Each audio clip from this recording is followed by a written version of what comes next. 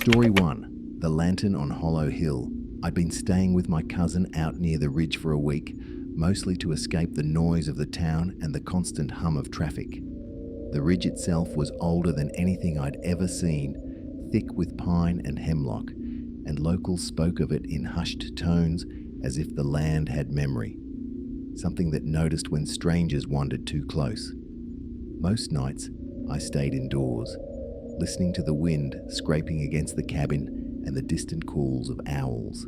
But one evening, restless and anxious, I decided to take a short walk before turning in. The air was damp, carrying the scent of wet leaves and soil, and the fog that had rolled in made it hard to see past the tree line. Each step crunched softly on the underbrush, and the world seemed to shrink around me, leaving only the mist and the smell of wet wood. As I crested the small rise that led to the clearing above the ridge, I noticed it, a faint flicker of light, barely visible through the grey haze. At first, I thought it might be a neighbour checking on livestock. A lantern held high, swaying with the wind. Curiosity nudged me forward, and I started walking in its direction, my boots sinking slightly in the soft, damp earth. The light moved slowly, deliberately, almost teasing me. I quickened my pace, thinking I could catch up, but no matter how fast I went, it remained just ahead, bobbing lightly, always keeping the same distance. A tight knot of unease began to coil in my stomach. Something about the way it moved didn't feel natural, though I couldn't put my finger on why. When I reached the clearing, I expected to see someone, or at least the lantern resting on the ground, but there was nothing. The light still flickered there, hovering just above the soil, but there was no flame, no glass, no handle, no one. A sudden weight pressed against my chest, heavy and suffocating, and I realized the air around me had grown colder, thicker. I turned to leave, telling myself I'd let my imagination run away with me. But when I looked back, the lantern was not ahead of me. It was directly behind, swaying gently in the fog. My heart hammered against my ribs as I bolted, boots plunging into mud, branches clawing at my sleeves and jacket. Every time I glanced over my shoulder, the lantern was there, following, persistent. I stumbled and nearly fell more than once. My lungs burned, and the sound of my own panicked footsteps seemed deafening against the eerie silence of the ridge. For what felt like an eternity, I ran through the trees, the fog swallowing the trail behind me, and the lantern mirrored my path as though it were tethered to me somehow. It moved with intent, not haphazardly, not as the wind might move a lantern caught in a tree, but deliberately, tracing my every step. I called out, my voice hoarse, but no answer came. Not a person, not an animal, nothing. Only the swaying light, floating in the mist. Finally, I reached the cabin, breathless and shivering, and stumbled inside. The door slammed behind me with a force that made my ears ring, and when I dared to peek outside the window, the clearing was empty.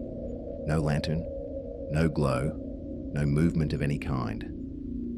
The silence that settled after that was almost suffocating. A quiet so complete it felt unnatural, as if the ridge itself were holding its breath. I stayed awake all night, listening to the wind scratching the roof and the distant hoot of an owl, replaying every second, every moment of the chase. Something had followed me. I knew that, though I didn't see it in any tangible way. The next morning, I recounted the event to my cousin, expecting at least a shrug or some disbelief. Instead, his face grew serious, eyes narrowing as he spoke in a low, reverent tone. He told me about the Hollow Hill Lantern, a local legend whispered among the older folks. It was said that the lantern appears to those who wander too close to the ridge after dark, guiding, or more accurately, luring them away from safety. Some who followed it never returned. Others came back hours or days later, empty-eyed and muttering about the light. No one knew why it appeared, whether it was a spirit, a trick of the fog, or something far older than memory itself. The way he described it made the hairs on my arms stand on end. But the fear that had been simmering inside me all night surged anew. I've never been back to the ridge after dark. The fog, the trees, the weight of the silence. Everything about that place now carries a reminder of that night. Even driving past from the highway, I find my gaze drawn upward toward the crest, imagining a small, steady light flickering among the fog, waiting, always just out of reach. It's a memory that refuses to fade, a quiet terror that lingers long after the adrenaline subsided. I can still feel it sometimes, pressing against my chest in moments of quiet, like a warning that some things are better left unseen, some paths never walked, and some lanterns never followed. Even now, thinking of that night, my skin crawls. I remember the precise way the fog clung to my clothes, the damp chill sinking into my bones, the way the lantern's flicker was both mesmerizing and terrifying. I remember the sound of the underbrush snapping beneath my feet, the branches tearing at me, and the oppressive weight of the air. I don't know what I would have done if the cabin hadn't been there, if the light had continued its slow pursuit. All I know is that there are corners of the Appalachians where the land keeps its own stories, and sometimes, for reasons beyond reason, it chooses to share them with those who wander too far into the night. I haven't returned to that ridge since, and I don't plan to. But sometimes, on foggy nights back in town, I swear I see a flicker at the edge of my vision, a small light dancing just beyond the trees, and I can't help but feel that it's still waiting, still moving for the next wanderer foolish enough to follow. Story 2, Footsteps Along Blackwater Road. I was driving back from visiting a friend late one night. The road's nearly empty, and the sky pressed heavy with clouds. I decided to take Blackwater Road, a shortcut I hadn't travelled in years, knowing it wound through deep forest and old farmland. The air was still, almost suffocating, and the only sound was my tyres crunching over gravel. The trees pressed in on either side, skeletal in the low light, their limbs reaching over the road as though they were trying to block the way. I remember thinking how quiet it was, that particular silence that settles over the Appalachian backwoods, making you hyper-aware of every creak of timber, every rustle in the underbrush. About 10 miles in, I noticed the faint glow of headlights behind me. At first, I thought it was another car, just out for a late drive, but something about it felt off. The lights stayed close, never passing, never falling behind. I slowed, hoping to let them pass, but as soon as I reduced speed, they matched it, perfectly, in step. Every curve, every dip in the road, the lights mirrored me. I started to feel a gnawing unease, an instinct telling me this wasn't just another driver. The more I tried to shake it, the closer the lights felt, until it was as if whatever was behind me was breathing, waiting.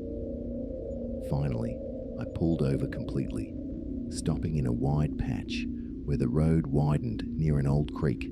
My heart hammered in my chest, each beat echoing in the heavy silence. The headlights stopped too, just yards behind, casting long, stark shadows into the trees.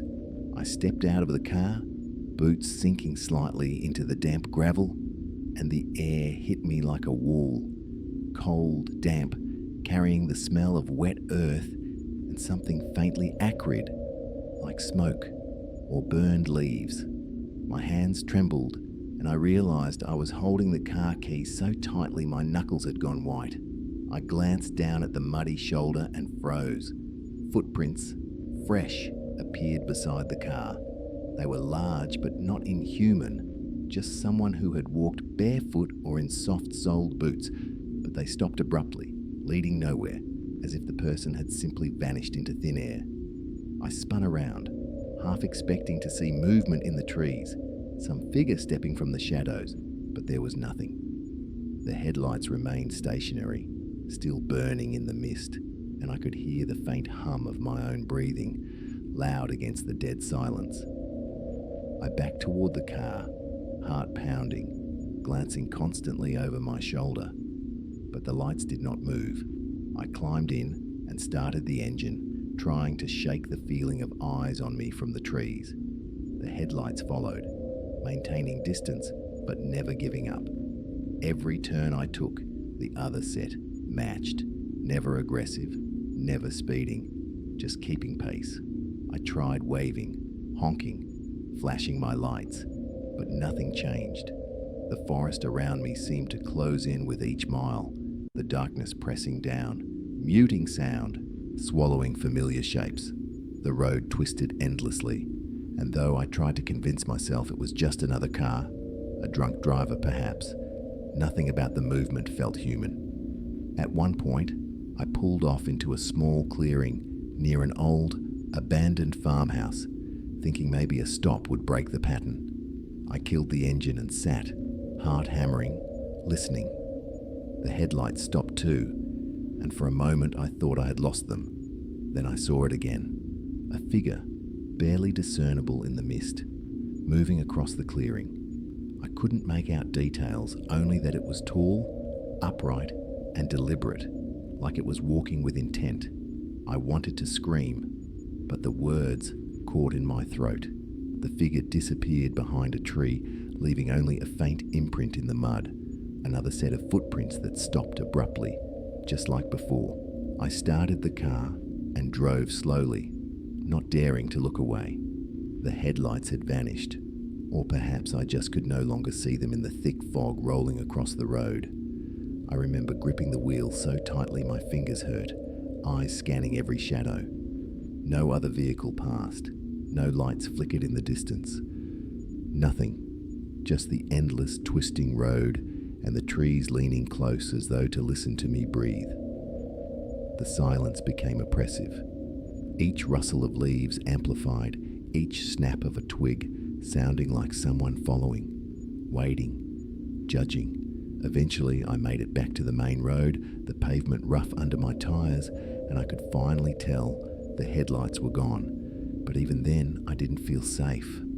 Something about Blackwater Road had shifted in me. I felt the memory of those footprints, the smell of wet earth and smoke, linger on my skin, in my hair, as if the road had marked me. Locals later told me Blackwater Road is known to keep those who wander too long. Some leave, some vanish, some return hours or even days later, but forever changed, carrying an unease that never leaves. I can't explain what I saw or why it followed me, or if it was real at all, but I'll never take that road at night again. Even now, I avoid driving near that area when it grows dark. On nights when the fog rolls thick and the wind is still, I sometimes catch a flicker in the distance, a glimmer of headlights that seem too steady, too deliberate.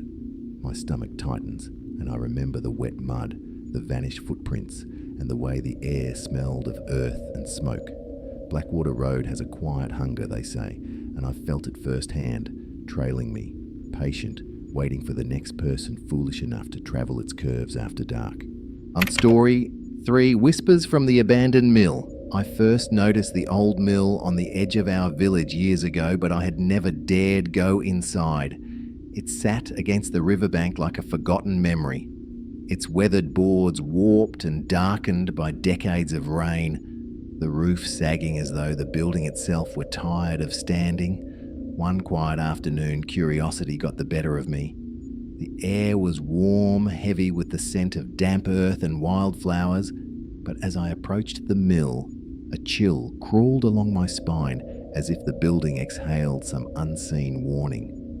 The boards groaned under my weight as I stepped onto the narrow wooden walkway, each creak louder than the last, echoing into the hollow spaces inside.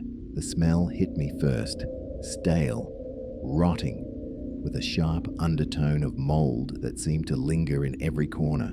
It was thick and clung to my clothes, making it hard to breathe. I moved slowly, careful where I placed my feet, glancing at the sunken windows that framed a dim, grey light. That's when I heard it, a whisper, soft at first, almost carried by the wind. I paused, holding my breath, thinking it might be the breeze slipping through a broken board. But then I realized the whispers weren't random. They were words, or at least sounds, that form patterns like language, though I couldn't understand them. They came from all directions, echoing across the walls and floors of the empty mill. I froze, heart thudding, listening. The whispering grew more distinct, circling me, seeming to shift from room to room faster than I could move. Shadows flickered across the walls, cast by nothing I could see. Shapes like fleeting figures, the impression of people who had been standing there moments before. Each flicker made me jump, and I found myself taking a step back, then another, unsure whether to continue forward or flee. My instincts screamed at me to leave, yet I couldn't move, rooted to the spot by something I couldn't name. The voices grew louder, though still low, as if they were just out of reach, trying to pull me further in, urging me to follow. I decided I had stayed long enough and turned toward the main door, hoping to leave.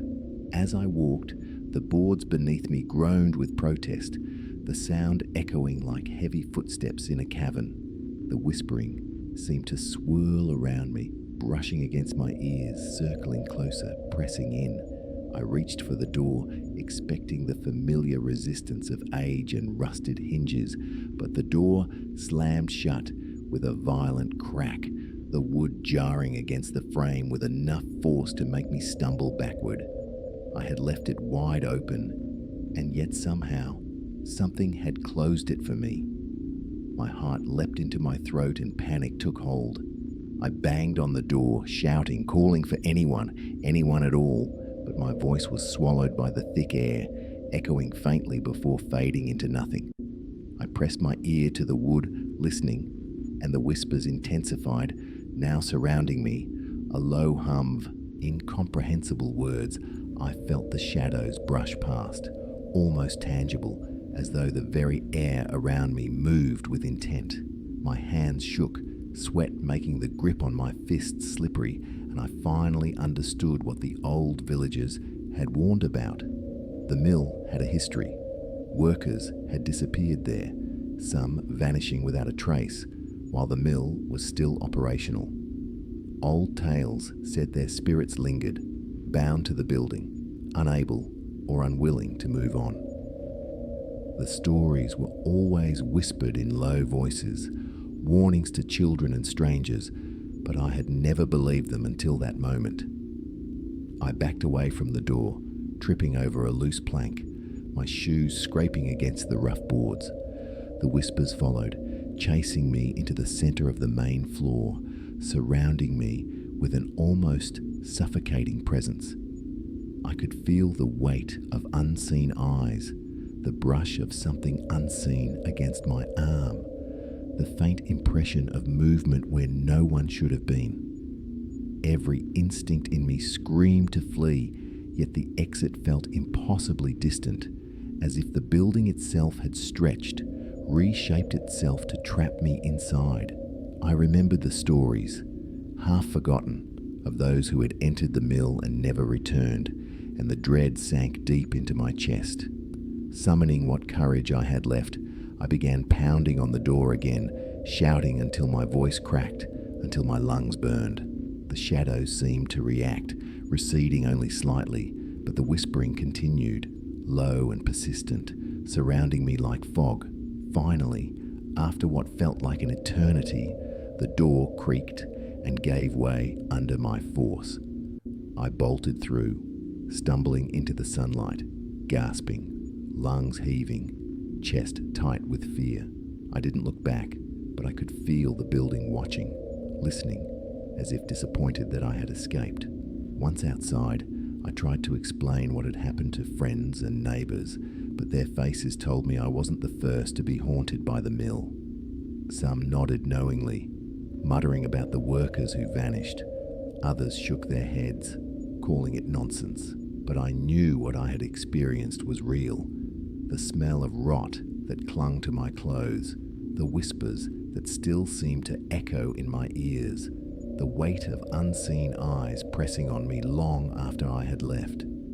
I never went back to that mill, and I never will. Even now, years later, I sometimes catch myself imagining the shadows moving in the corner of my vision, the whispers carried on the wind when the air is still, and the sun casts long shadows across the village. The memory lingers, an invisible scar. I know I wasn't imagining it. The details are far too vivid, the sensation too complete. The mill waits there still, abandoned but alive in ways I can't fully describe, holding onto the fragments of those who vanished within its walls. Every time I think of it, I feel that same knot in my stomach, that same creeping dread, and a shiver runs down my spine. There is no closure, no sense of explanation, just the knowledge that something watches, something remembers, and if you dare to enter, you may be added to its story, your whispers joining the others in a place that does not forgive curiosity. Story 4. The Girl in the Smokehouse. I had been visiting my uncle's farm for a few days, the kind of place where time moves slower and the forests press close to the fields, thick and quiet. One afternoon, with the sun low and the air warm but heavy with the scent of hay and earth, I wandered toward the old smokehouse. It had been abandoned for as long as I could remember, its boards grey and splintered, the roof sagging under years of rain and snow. The path leading to it was overgrown, weeds and brambles curling around the wooden posts that once marked the way, and as I walked, I felt that odd mix of curiosity and unease that comes from approaching a place long forgotten. A faint giggle reached me first, soft and fleeting, like a bird call at a distance, but lighter, almost musical. I froze, glancing around, but the trees were empty, the fields quiet except for the hum of insects. It came again, the same delicate childlike sound, carrying through the air, as if someone or something was playing just out of sight. I called out, half laughing at my own nerves, but no answer came. I stepped closer, boots crunching over dry leaves, and the temperature seemed to shift suddenly, the air turning sharp and icy, though the sun still shone. There was a scent, faint but unmistakable, like something charred, smoke that lingered long after the fire had gone out. I reached the smokehouse door, its wood warped and blackened, and something made me hesitate. The giggle had stopped, replaced by a strange silence that pressed in from all sides. Slowly, I pushed the door open, the hinges groaning like a long sigh, and peered inside. At first, I saw nothing, just shadows and decay, but then movement caught the corner of my eye. A small figure was peeking from the darkness, pale and slight, her hair falling like a veil around her face. She was watching me, still as a statue, her wide eyes unblinking. I swallowed hard, a lump rising in my throat, and tried to speak. "Are you okay?" I asked, my voice trembling. She didn't respond. Then, as though realizing I had noticed her, she giggled again, that same soft, fleeting sound. When I stepped forward, calling her name, she was gone. The shadows seemed to ripple, leaving nothing behind but an echo, that faint giggle, now stretched and hollow, lingering longer than it should have. I stumbled back, heart hammering, and the chill clung to my skin, icy fingers tracing down my spine. I tried to convince myself I had imagined it, that some trick of light and wind had made the shadows move, but the memory of those eyes, so pale, so intent, burned into me. Later, over dinner, I told my uncle what had happened. He listened quietly, staring into the fire, and when I finished, his face grew serious, lined with something I hadn't seen before. He told me the story of a girl who had disappeared decades ago, a child from the village who had wandered too far into the woods and never returned. Locals said her spirit lingered near the smokehouse, searching endlessly, never leaving. People avoided the area, even during the day, but the farm had grown quiet over the years, and no one ever ventured near. I nodded, uneasy, pretending to accept his story, though a knot of fear had already settled deep in my chest. The next day, I avoided the smokehouse as best I could, but the memory of that small, pale figure haunted me. Every time I walked past the edge of the woods, I thought I saw movement in the corner of my vision, the faintest hint of a giggle carried on the breeze. That night, lying in the guest room, I could still feel her eyes on me, heavy and searching, as if she had slipped through the boundaries of the physical world to watch and wait.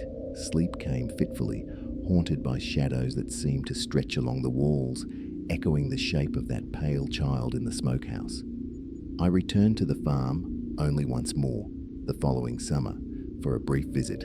I couldn't resist walking past the old building again, though every step toward it made my chest tighten and my stomach coil with dread. The door was still warped, the boards grey and rotting, and the smell of charred wood hung faintly in the air, as though it had never fully left. I thought I glimpsed her again, just for a moment, a shadow darting across the inside, a pale shape in the corner. But when I blinked, nothing remained. I left quickly, refusing to look back, but the feeling of being watched persisted long after I returned home. Even now, years later, the memory lingers. The image of her eyes, wide and unblinking, flashes in my mind during quiet moments. The soft giggle, impossible to locate or explain, still echoes faintly in my ears. The smokehouse stands there, abandoned, rotting, yet alive in some way I cannot understand. I can't explain what I saw or why I remember it so clearly, but I know it was real. The girl remains there, somewhere in the shadows of that old building, searching, waiting, and I can't shake the feeling that if I ever returned, she might remember me too. The farm feels smaller now in my memory, the woods pressing closer, the smokehouse looming larger than its weathered boards should allow. I avoid that path when I can, and yet the thought of her presence has embedded itself into my mind, a persistent weight I cannot ignore. I don't tell many people about what I saw, because who would believe me? But every time I close my eyes in quiet moments, I see her, pale and silent, and I remember the giggle that carried through the trees, soft and fleeting, yet sharper than any scream. I've never stayed near that smokehouse since that day, not even in passing. The memory of those eyes, watching, waiting, searching, has stayed with me, a constant reminder of something I cannot explain, something that exists just beyond the reach of understanding. It is not fear that lingers exactly, but a deep unease, a knowledge that some places hold fragments of those who vanish there, and that some spirits, no matter how long the years, never leave. Story 5, The Crying Widow of Pine Hollow. I was hiking through Pine Hollow one late afternoon, the sun dipping low behind the ridges and casting long, golden shadows through the trees. The trail narrowed as I pressed deeper into the woods, the underbrush thick and damp beneath my boots. The forest was quiet, except for the distant call of a crow and the occasional snap of a twig beneath my own step. That's when I heard it, a soft, almost muffled crying, carried on the wind, twisting through the trees in a way that made my stomach tighten.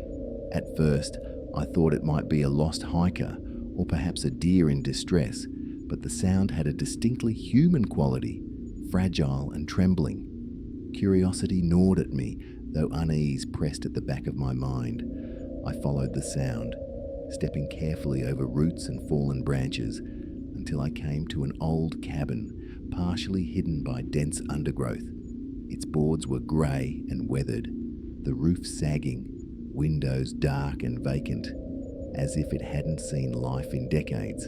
The crying drifted from inside, soft and sorrowful, seeping through the cracks in the walls and doors. I hesitated at the threshold, feeling the chill of the air shift as I approached, colder than the surrounding forest, carrying with it the scent of damp wood, and something faintly metallic, like iron. I pushed open the door, the hinges groaning like a sigh, and stepped inside. The cabin was small, the floor warped and uneven, and dust hung thick in the golden shafts of light spilling through the gaps in the boards.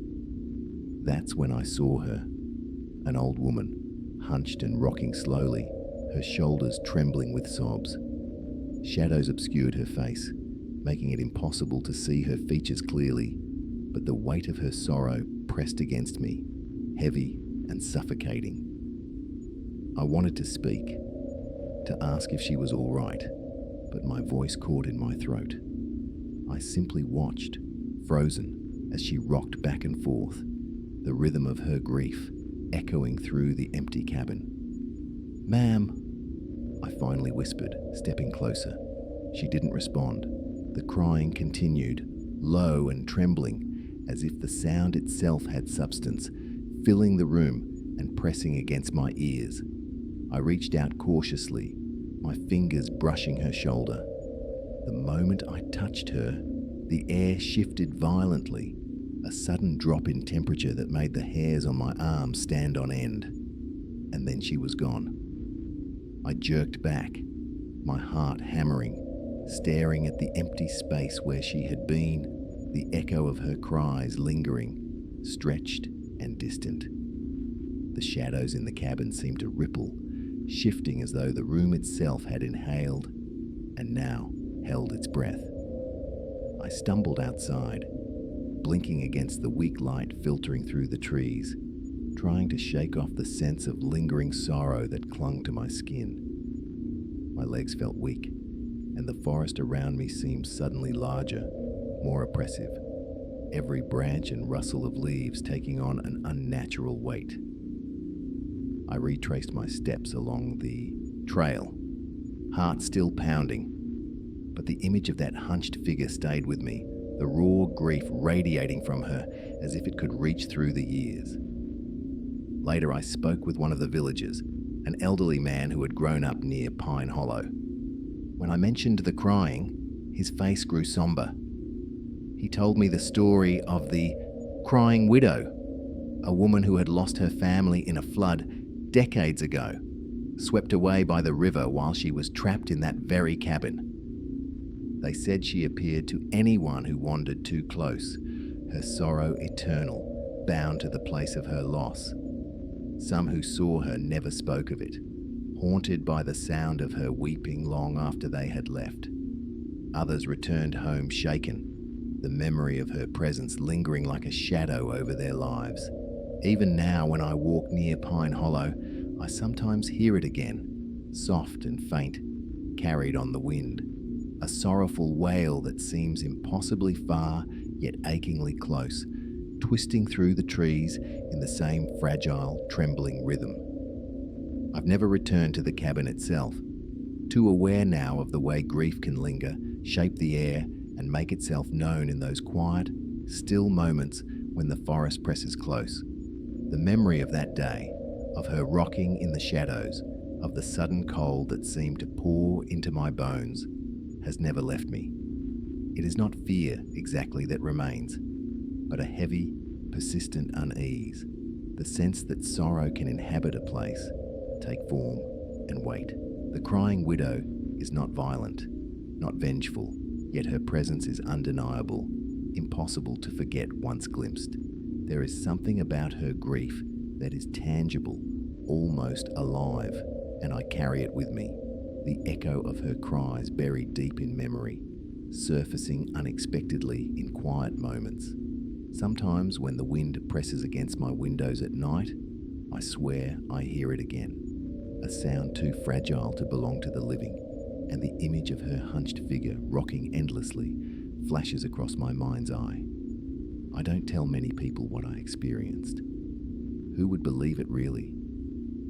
But I know what I heard, and I know what I saw. The air around the cabin seemed to thrum with sorrow, and for a brief, terrifying moment, it felt as if the weight of a lifetime of grief had pressed down on me. Pine Hollow is quiet, the trees standing like silent sentinels, yet I can still feel her there, somewhere in the shadowed corners, watching, crying, waiting for those who stray too close to witness the memory of her loss.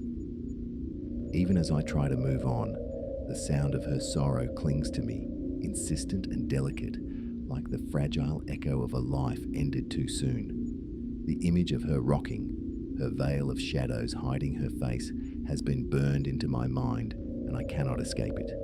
I have walked many trails since, yet no forest, no cabin, has left me with the same weight, the same lingering ache of grief that is palpable and immediate. Some losses do not pass, some spirits do not rest, and the crying widow of Pine Hollow is a quiet, persistent reminder of that truth. Story 6, The Midnight Caller at Willow Creek. I had rented a small cabin by Willow Creek for a week, hoping to get away from the noise and weight of the city. The creek ran close by, winding between thick stands of trees that pressed against the cabin like silent sentinels. The first night was quiet, the kind of silence that feels almost too heavy, the kind that makes every creak of timber, every groan of the settling cabin seem amplified.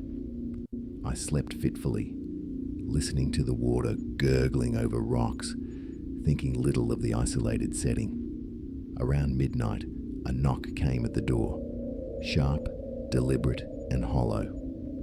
I sat up in bed, staring into the dark room, heart beginning to pound. I hesitated, thinking it must be some branch blown by the wind, some animal brushing against the walls. But when it came again, once, twice, in slow, steady beats, I knew it wasn't random. Pulling on a pair of shoes, I opened the door. Nothing. Just the porch, slick with dew, and the faint sound of the creek burbling over rocks. I peered into the darkness, but there was no one there. My chest tightened, and I closed the door slowly, listening. But the night returned to silence. The next night, the knock returned at the same hour. This time, it came in a pattern, a slow, persistent rhythm that echoed in the still air. I froze in bed as it repeated 3 times. Pause, 3 times again. Then I heard it. Soft footsteps outside, circling the cabin, the crunch of leaves and twigs just beyond the porch. I tried to convince myself it was an animal or perhaps a neighbor taking an evening stroll, but the steps didn't follow any logical path. They moved deliberately, like someone pacing, keeping me in view. The air turned damp, carrying the earthy scent of river mud, and a chill seeped into my bones.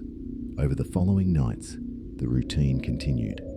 The knocks always came at midnight, followed by the circling footsteps, soft but deliberate. Sometimes, faint whispers drifted just beyond the walls, almost like words, though I could never make sense of them.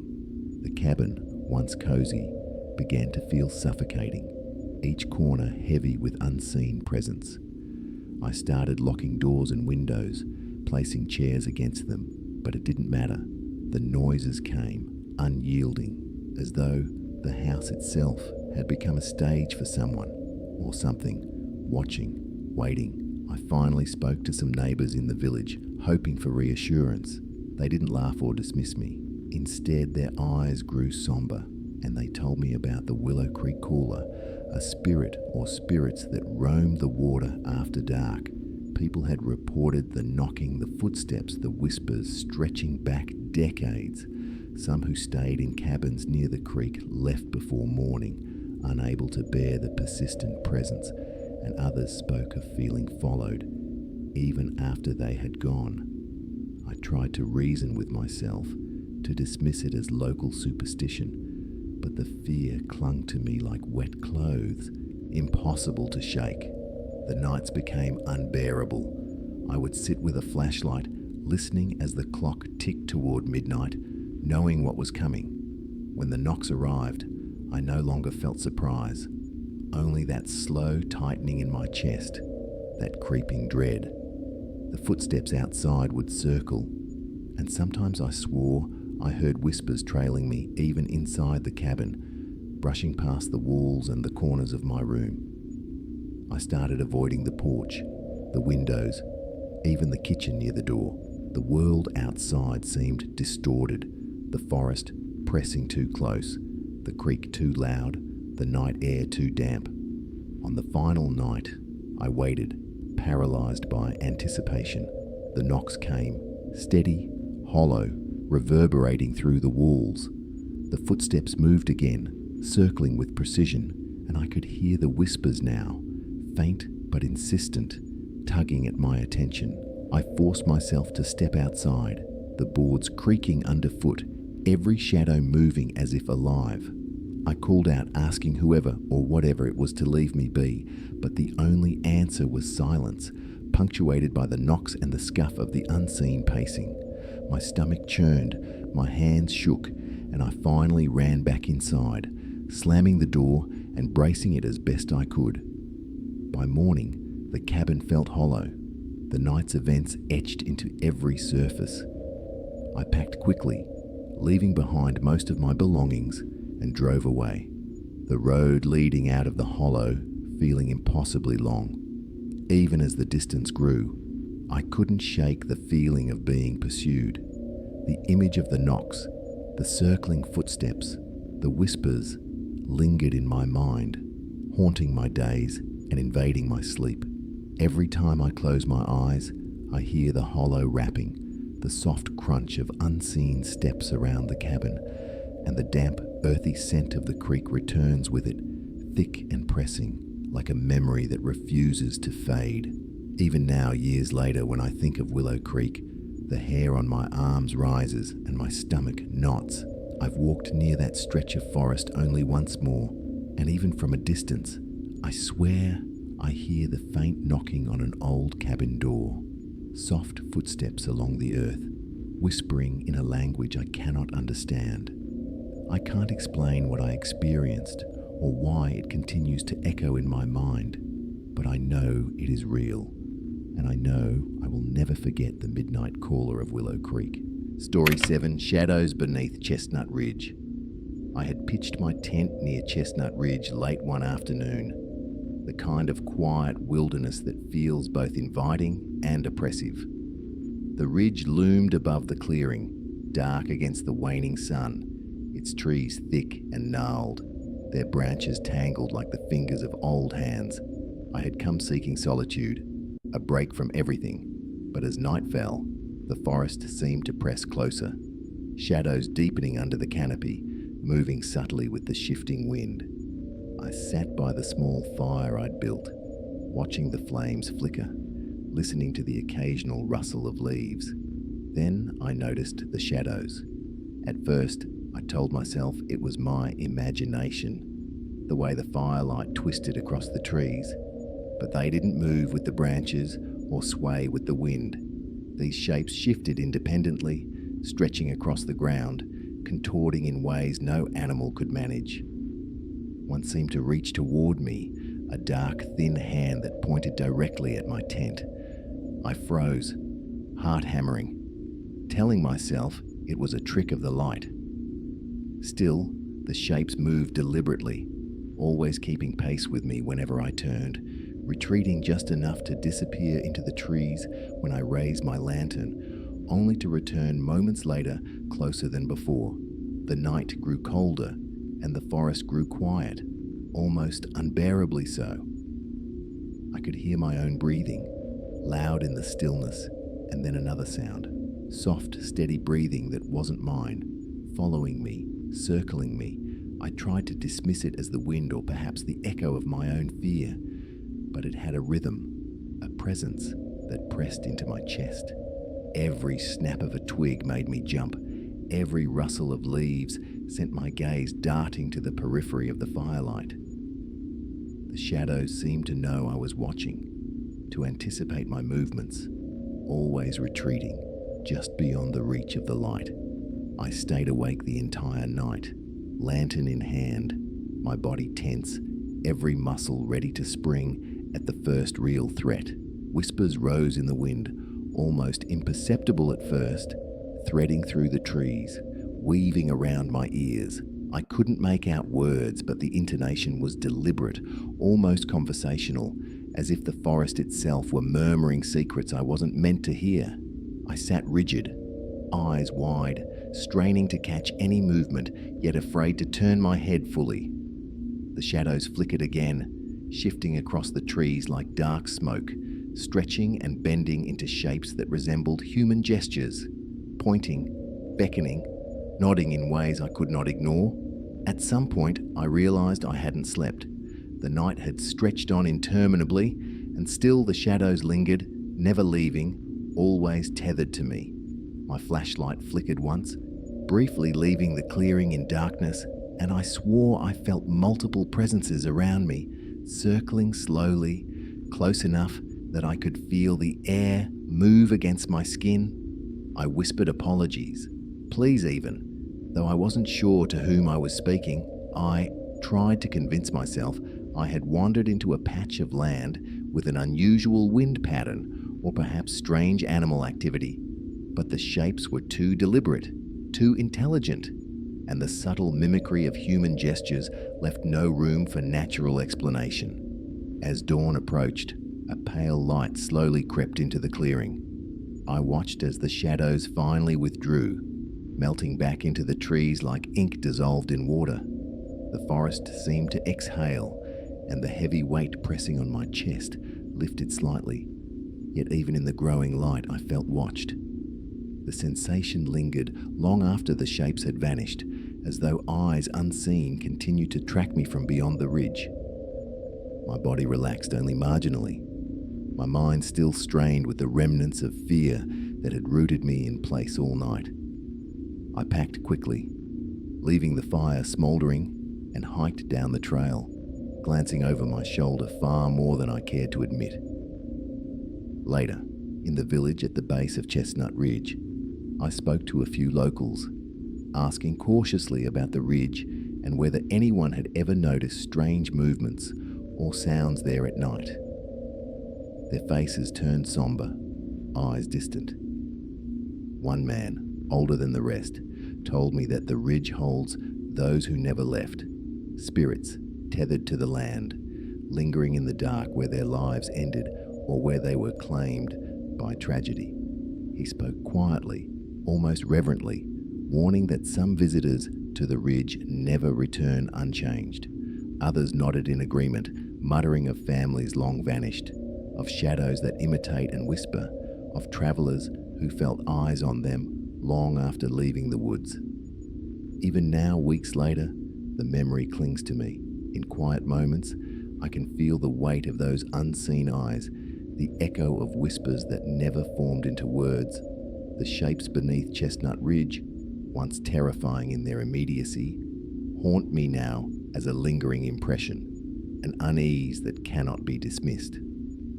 I've returned to the forest since, during the day, and yet the ridge feels different, pressing, alive in ways that are subtle but undeniable.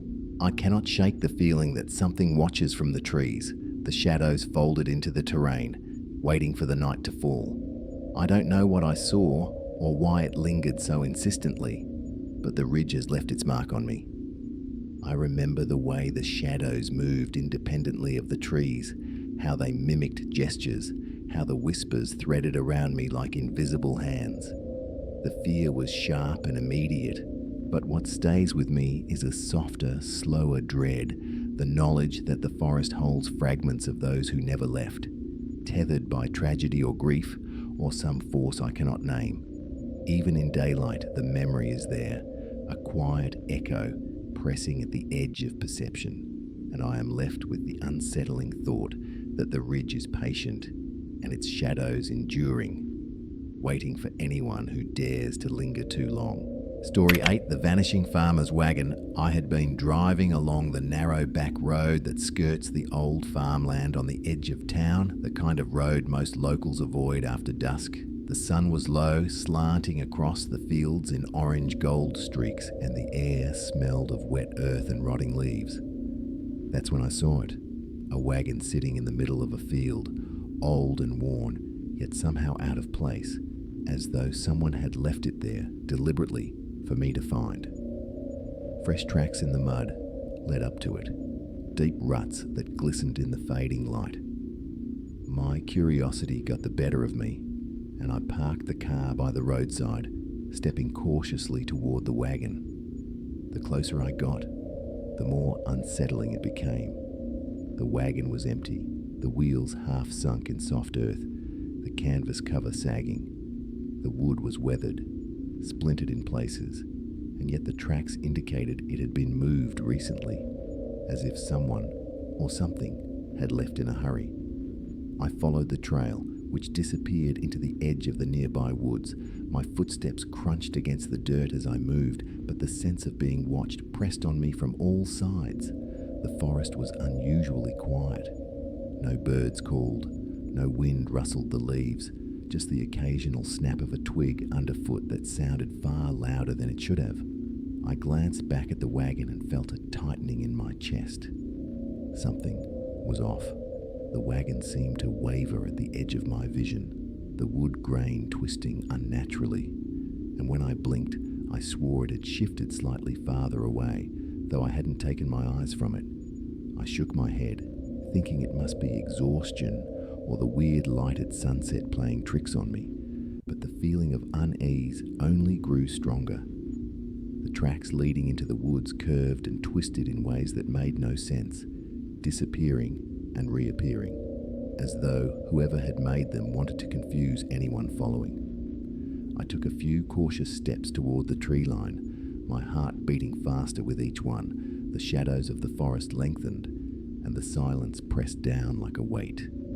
And then I heard it, a faint creaking, the sound of wood straining under weight, though no one was there. My stomach churned as the creak grew closer, coming from behind me. I whipped around, expecting to see someone, anyone, but the wagon was gone. It had vanished completely.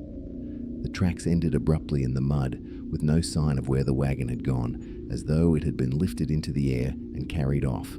Panic rose in my throat, and I stumbled back toward the road, glancing nervously into the woods. The light was fading rapidly, and the chill of evening pressed against my skin. I could feel my hands shaking, and the hairs on my neck stood on end as a thought crossed my mind. The villagers' stories about the missing farmer. Decades ago, a man had disappeared from that very field, his wagon found empty at odd intervals, always beckoning travelers too close to the forest. Some said he had vanished into the trees, never to return, and the wagon itself carried the weight of his absence, appearing and disappearing as it pleased. I tried to dismiss it, telling myself it was a trick of light, my mind filling in the gaps with stories I had heard growing up, but the memory of the empty wagon and the impossibility of its disappearance lodged in my chest like a stone. I walked quickly back to my car, keeping my eyes on the forest edge, feeling the oppressive weight of unseen eyes tracking me. Every shadow seemed to move, every rustle of leaves a whisper in my ear, and I didn't dare linger. When I finally climbed into the car and locked the doors, the sense of relief was fleeting. Even as I drove away, the image of the empty field and the vanishing wagon burned into my mind, a puzzle I could not solve. At night, I replay the memory endlessly, wondering what it would have been like if I had followed the tracks further into the woods. There's a lingering feeling impossible to shake that I was being tested or perhaps guided, that the wagon had a purpose, an agenda I could not understand. I tell myself to avoid that road, and I do, yet sometimes in the corner of my eye, I picture it, silent and waiting, the faint glint of its iron wheels, the empty space where a farmer once drove it. The fear is subtle now, creeping into quiet moments, but unmistakable, a reminder that some things in the world are not meant to be understood. I have driven past that field during the day once or twice since, and even in sunlight there is a heaviness in the air, the mud slightly too soft, the grass slightly too trampled, as if the wagon had just left. The feeling of being drawn toward the trees remains an unspoken lure that I resist with every fibre of my being. I cannot explain it, nor can I rationalise the disappearing wagon or the fresh tracks that end nowhere. It is a quiet terror, one that has settled into the edges of my memory, waiting for the day I might be foolish enough to approach again. The village's warnings echo in my mind. Do not follow the wagon. Do not stray into the field at dusk. Do not linger near the forest's edge. Some listen and move on. Some ignore it and disappear. I don't know what the wagon is or what it wants, but I know what I saw, and I know that it vanishes as easily as it appears. The memory of the empty field and the vanishing wagon lingers, a quiet, persistent dread that has refused to leave me, a reminder that some roads carry more than just mud and gravel. They carry echoes of the past, and perhaps even the present, waiting for the unwary to stumble into them. Story 9, Echoes from the Forgotten Church. I had been wandering through the woods near the outskirts of town, following a trail that most locals avoided, partly because it wound through dense forest, and partly because the stories surrounding it were unsettling. The trees were thick, their limbs tangled, blocking the sun, so that even in the afternoon the forest felt dim and enclosed. I had heard rumours of an old church somewhere in these woods, a place abandoned for decades, but curiosity got the better of me. Eventually I stumbled upon it, a structure half swallowed by vines and shadow, the bell tower cracked and leaning as if bowing under the weight of its own age. I paused at the edge of the clearing, heart tightening at the sight of shattered stained glass, rotted timbers, and weeds that had overtaken the stone steps. The air smelled of damp wood and mould, thick and heavy. Then I heard it.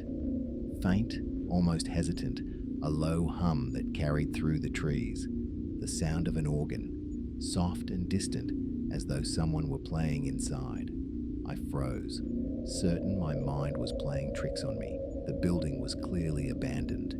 No one should be inside, yet the sound persisted, drawing me forward despite the unease crawling along my spine. I stepped carefully over fallen branches, approaching the cracked doors.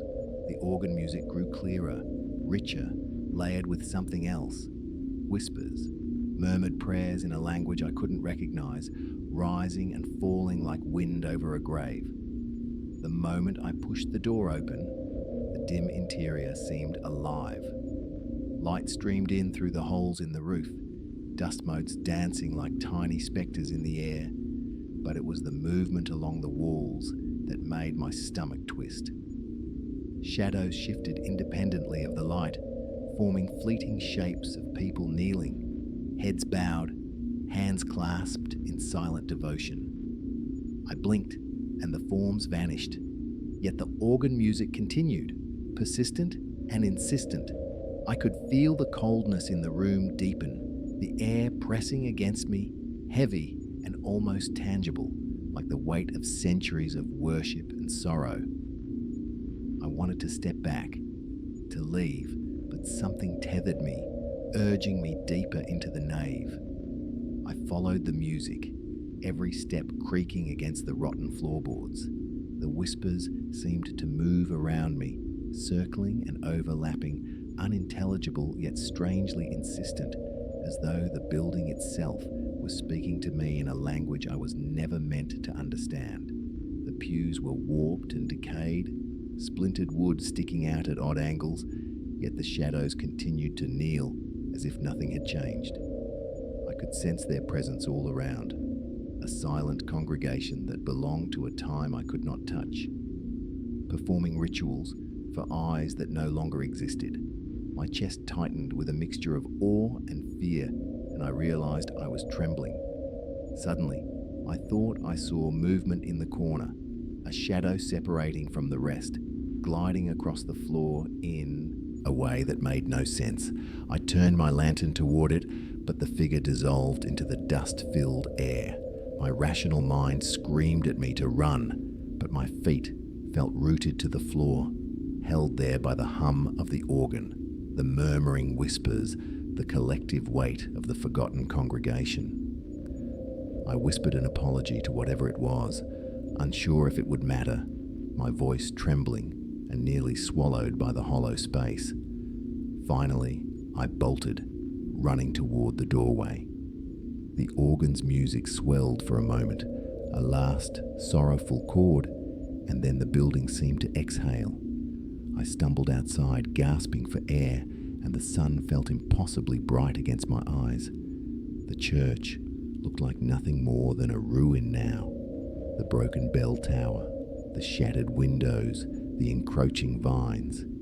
But the music and whispers had vanished, leaving only the wind rustling through the trees. I pressed my hands to my knees, trying to steady my breathing, and for a long moment, all I could hear was the echo of my own pulse and the distant cry of a crow. When I returned to the village later, I asked the older residents about the church. They exchanged wary glances and spoke softly, almost afraid that mentioning it aloud would call it back. The forgotten church, they said, sometimes comes alive.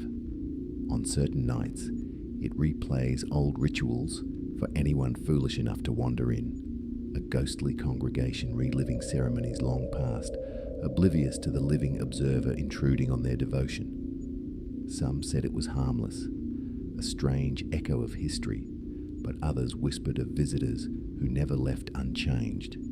Their eyes haunted, their minds unable to forget what they had seen. Even now, weeks later, the memory lingers.